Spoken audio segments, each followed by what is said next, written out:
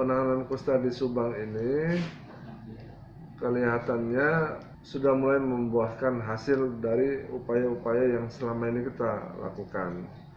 Kalau dulu beberapa tahun terakhir ini kita kan biasanya menemukan kasus sekitar hampir 200 per tahun.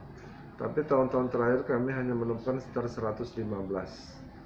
Yang tadinya prevalensi itu bertahan kadang-kadang di atas 1%, tahun ini kami sudah 0,79.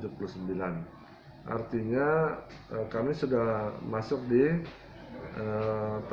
taraf eliminasi ya. Tapi kita tidak puas sampai di situ saja. Kami ingin bagaimana menjadi zero leprosi di tahun 2024. Mudah-mudahan kalau bisa lebih cepat. Nah, jadi program ke depan kita akan meminimalkan yang namanya cacat kusta itu yang sudah ada bisa, kalau kita bisa kita reduksi dari misalnya cacat yang tingkat 2 menjadi tingkat 1 atau tingkat 1 menjadi cacat tingkat 0.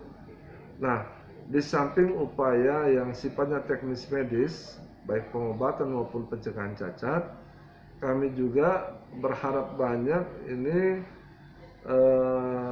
dikombinasikan dengan upaya lain, yaitu termasuk misalnya pemberdayaan ekonomi. Jadi orang-orang yang cacat kusta ini harusnya kita motivasi, dan kalau memang bisa kita bantu dari berbagai sumber pendanaan, sumber bantuan, supaya mereka bisa berdaya secara ekonomi. Karena kalau mereka masih menjadi beban di tengah keluarga, beban di tengah masyarakat, itu stigma tidak akan hilang. Ya, yang ketiga, bagaimana di bidang sosial budaya kita berinteraksi secara normal dengan penderita kusta. Tidak perlu ada jarak, tidak perlu ada ketakutan yang berlebihan, karena kan kusta ini daya tularnya sangat rendah. Ya, butuh kontak erat selama bertahun-tahun baru bisa tertular kusta. Itu pun hanya sekitar 5% dari masyarakat, karena kan 95% masyarakat ini harusnya kebal kusta karena memiliki pertahanan tubuh yang memang rata-rata 95% punya limfosit yang cukup ya.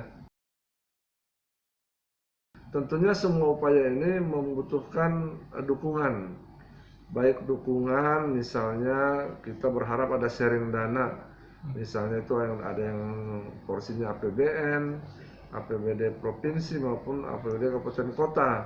Juga tidak menutup kemungkinan kita mendapatkan atau mengharapkan CSR dari perusahaan, termasuk dana-dana di desa. Kalau ada untuk yang bidang kesehatan, marilah untuk teman-teman di desa, Pak Ibu Kepala Desa, Lurah, kita berpartisipasi dalam program kesehatan dengan memberikan alokasi dana buat teman-teman kami di bidang kesehatan.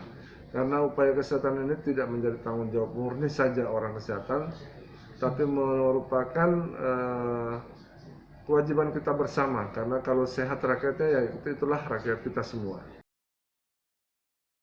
Kita juga tentunya membutuhkan dukungan tokoh-tokoh masyarakat, tokoh agama, atau siapapun yang berperan di desa untuk bisa mengkomunikasikan bahwa kusta ini penyakit yang harus kita lawan, bukan lawan orangnya tapi lawan penyakitnya.